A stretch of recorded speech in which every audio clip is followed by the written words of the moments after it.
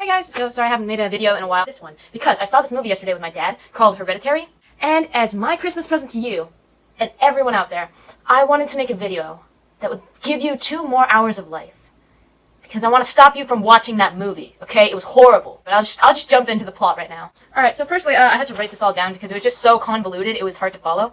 First there was this woman named Annie, she had 2 kids, and one of them was named Charlie. She was acting really demonic and creepy for no reason. She cut off the head of a bird for some reason that was already dead. I don't know why. So basically the kid's grandma died, and the mother went to a support group, because her mom is dead, so...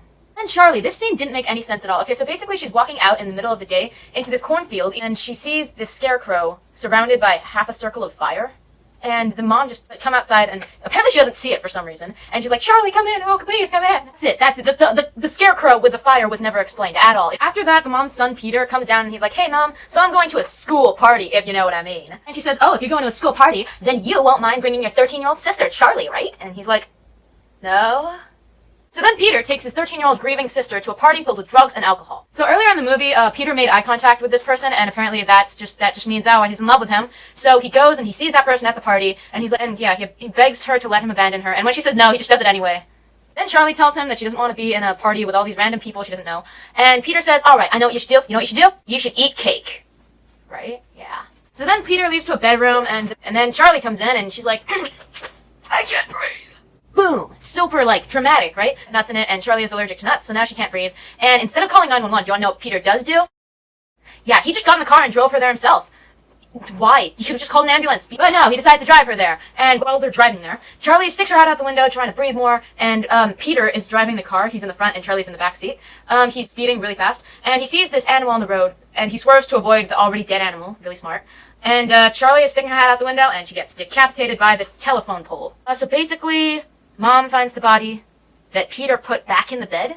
For some reason, he didn't even tell them. She just put it in the bed and waited for his mother to find it. I mean, what did he think was going to happen? But costume change, because it's the next day, and I went to a magic show. I got these teeth. I got teeth. Now I can eat. Alright.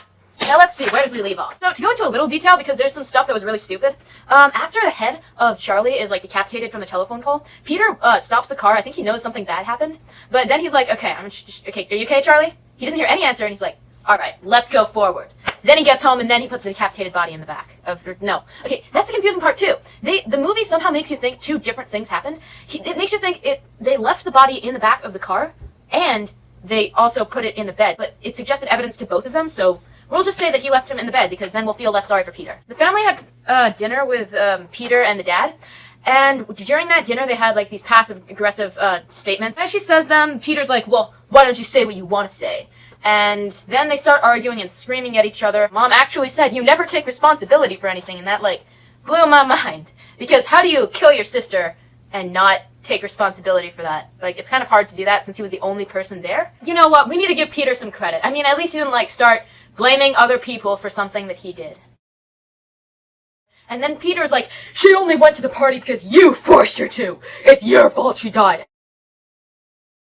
Mom just walked away because, she was like, I can't have an argument to that. It was my fault. I mean, he lied to me and told me that there was no drugs or alcohol at the party, and that's why I sent her, but... So after Peter told the mom that it was your fault that she died even though I was driving the car and I brought her to a party with drugs and alcohol, blah, blah, blah. After Peter said it was his mom's fault instead, his mom goes to buy groceries because that's what people do when they're angry for some reason. And then she runs into Joan. What are the odds? And Joan says, oh my god, I found this amazing thing. You need to come back to my apartment. It's totally not creepy, I swear. Just come back to my apartment, please. And what is at her apartment? Guess. It's a seance! She says, you know what? I'm going to show you how to do a seance. And she acknowledged, at least she acknowledged, that it was weird and psychotic and creepy. The mom at first was like, oh my god, this is such bullcrap. And Joan shows her, no, it's real. Let me show you. And she does the seance, and the mom was like, oh my god, it's not bullshit now! Oh my god! I need to run home at 1:45 a.m. and show my family this, even though I'm not Southern and it can't wait until the morning! So, the mom starts the seance, and she's like, okay guys, watch this! And Peter starts crying after Charlie possesses her mom, and the dad, who I completely forgot about again, takes a cup of water, because apparently that works, and throws the water onto the mother possessed as Charlie. Yeah. Uh-huh. The water stops the possession, and then she's fine. So Peter sees Charlie's ghost, twice, and one of the times, they're, strangling him. in bed, and for some reason, Peter blames his mom because she has these sleepwalking things, and he thinks, you know what, my mom would try to kill me in my sleep because she's tried to before. After these sightings of Charlie, the mom says, okay, you know the link? I need to destroy it, okay? Alright, so I'm going to throw it in the fire with no one around, and she throws it in the fire, and for some reason her sleeve starts burning. But she doesn't act like a normal person when she sees her arm on fire. What she does is she, like, calmly pats it out. It's like, okay, cool. And at first she didn't even do anything at all. She was just like, huh, maybe if I just don't do anything, it'll go away. Yeah. Finally, she realizes, hey, the link, I need to unset that on fire. So she takes it out of the fire somehow, without burning her hands, I don't know how, and she stomps it out with her feet. She's like, "Nyet, get out." And her sleeve stops catching fire. Just somehow avoid third-degree burns without, like, what? Her arm was on fire for like 20 seconds. After that, she goes to Joan, and she wants to be like, what the hell is this? Why did I catch fire? Why is Charlie bothering my son, who doesn't deserve it? And apparently, Joan's not there anymore. This part also didn't make any sense. The filming of this was horrible. Honestly, the director is to blame. Alright, so she looks down while she's waiting for Joan to come out, and she sees this mat on the ground, and it's the same stitching style as her mom, so she's like, there's no other way. It's not possible for someone else to have a similar stitching style, okay? I need to go home, rummage through my mom's easily accessible stuff, even though I locked it, and I have no idea where anything is, and they're conveniently in boxes. And that is where she finds Satanic Book. Boom. No one would have expected it, right? Yeah. No one would have expected it. So it moves too fast for you to be able to read the text, which is something that you should be able to do in a movie when it's flying over the text, because then you can understand what it's saying. But no, apparently it just flies over it because she can read that quickly. And it turns out her mom was also, I guess, Satanist, or like believes in God, or I don't care what she supported Satan. Supported Paimon. Let's just call him Satan. It's simpler, right? It's basically the same thing. Highlighted, easily accessible book back in the place where she found it, and she decides, I'm angry. I'm going to go downstairs, work on some stuff, then come back. While she's working on these little miniature houses that she makes for a living, her son at school gets possessed by Charlie and starts banging his head against his desk. And by the way, he only has one class. This is a really low-budget movie, because I'm predicting, and so is my dad, that most of the money from this movie went to bribing the critics, because apparently they had, like, super high ratings for this movie, and you'll understand why it should be really low ratings later on when I finish the story. It's 2 hours long, and I haven't gotten to it, but let me just... halfway through. I swear, all of this stuff, you see it? All of this. This is a shortened version of it. It's so long. The build-up is so long, and it's such a disappointment. Peter is getting his head banged against the desk. His mother is working on little miniature houses, and then someone calls and says, oh my god, I'm so sorry about your loss of Charlie. And for some reason, the mom gets really mad instead of just like, thank you. She just gets really mad, and she starts destroying all of her miniature houses that she worked really hard on and that people paid her for. Then Peter comes home, and she's like, oh my god, what happened to your nose? He's unconscious, and the dad is the one who brought him home. And she's like, okay, let's put him in the bed upstairs, alright? Alright. I don't know. But the dad is like, okay, what is that terrible smell? And she goes upstairs, and she's like, oh my god, there's a body up there. And he's like, oh my god, we need to call 911. Something a rational person would do, clearly, right? We need to call 911. She's like, no, I don't want to get the police involved. They're going to be so annoying. Instead, what you need to do, I want to spread the trauma for everyone. You need to go upstairs so that you know I'm not lying. What a normal person would do. Oh wait, no, it wasn't upstairs, it was in the attic. So he goes up to the attic, and the same thing that the mom saw earlier, there's this headless body, which we thought was Charlie, but apparently no, it's her mom, whose grave was desecrated earlier in the movie. But anyway, that's her mom, and there's this satanic symbol on the wall made of her blood.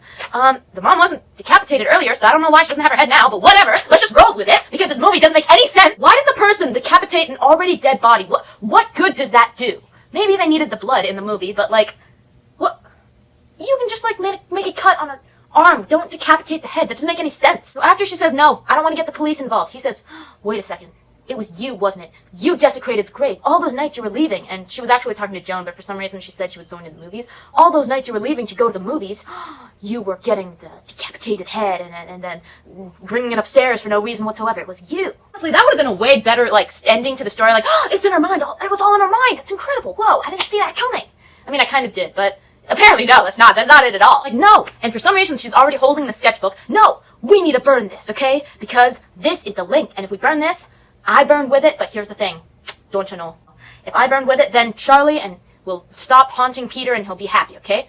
So the dad is like, no, I'm not supporting this anymore, okay? This isn't healthy. He thought this whole time that she was just getting psychotic and being in hysterics that her daughter was dead. So sad, really. But he says, no, I'm not helping with this. And she starts begging him to burn the book because she is too scared to do it. And he says, no, I'm not burning it. I'm taking the sketchbook away. And she takes it from him and burns it in the fire anyway. I don't know why. But this part is actually kind of funny, because she frisbee throws it into the fire, and she's like standing there like, I'm ready.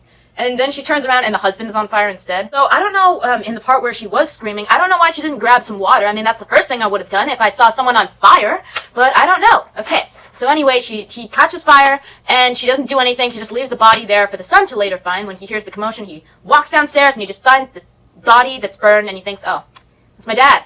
You know, this whole movie is just people, like, killing their family members and thinking, you know what, they probably won't notice, right? I mean, yeah, just if I leave it there, no one will notice. So while, oh my god, okay, this is almost over, I swear. This is what I was thinking. It's like, is this over yet? Please, I just want to see the end so I can insult it and maybe make a video about it later.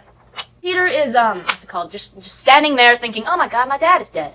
The mom, the possessed now mom, instead of flying, which she could do earlier, she decides to run after him because, I don't know, maybe she wanted that good exercise. So she runs after him, and while he's on the way to the stairs, because of course, in every horror movie, you have to run upstairs.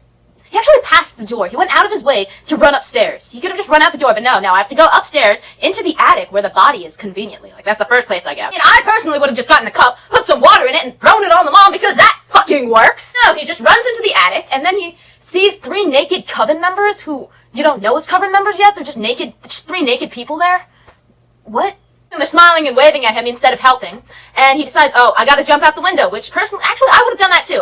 If I see 3 naked people standing there in my attic with a dead body, I would have jumped out the window. The writer got that. Good job, man. Normal human reaction. Good job. That one you aced. Not the other one, just that one. Don't call the police or anything. Before he jumps out the window, for some reason he sees his levitating mom, who now decides to fly when it's not useful at all. So she's flying in the air, she's levitating, and she has piano wire in her hands, and she's cutting off her neck with the piano wire. I mean, I don't know why. They could have just, I don't know, thrown her out the window like Peter, the son, is doing, but I don't know. So the neck cuts off, and he's deciding, yo, I need to jump out the window. I'm going to jump out the window. So he does that, and he looks up. It's like 3 seconds later, and for some reason, the coven members, who are actually real people, for some reason, just somehow got there in 1 second. They got all the way outside and are standing like 100 feet away from the house. I don't know how. He looks up and he has this really numb face, and he's like, okay, so I see my mom's headless corpse levitating into the tree house, because there's a tree house that they use a lot, I guess.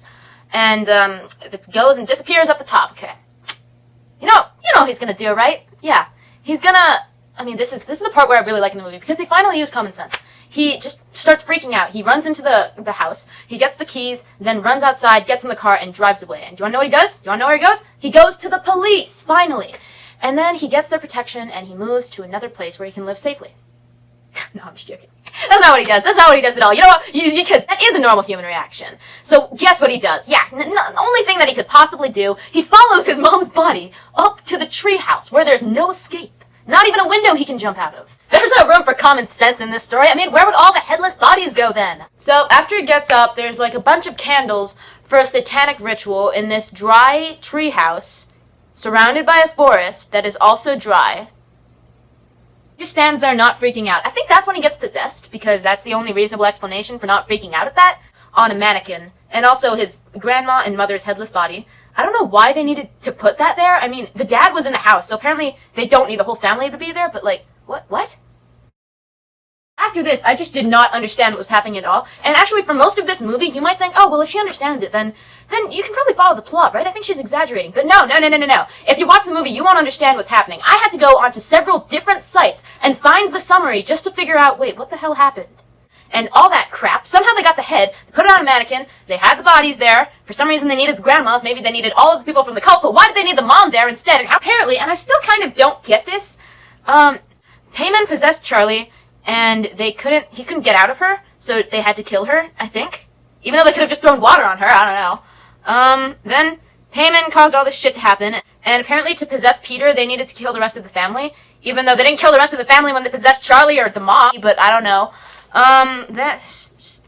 Yeah, basically that. They needed to kill the rest of the family to possess Peter for no reason whatsoever, because they needed a host for pain. This was a terrible movie. Just don't watch it. Watch this, because then you'll save 2 hours of your life. Actually, just don't care about the movie at all. And if you do, then watch this. And if you don't watch this, then I'm sorry, but you're gonna waste 2 hours of your life like I did. But I have to say, the actors did an amazing job. Just incredible.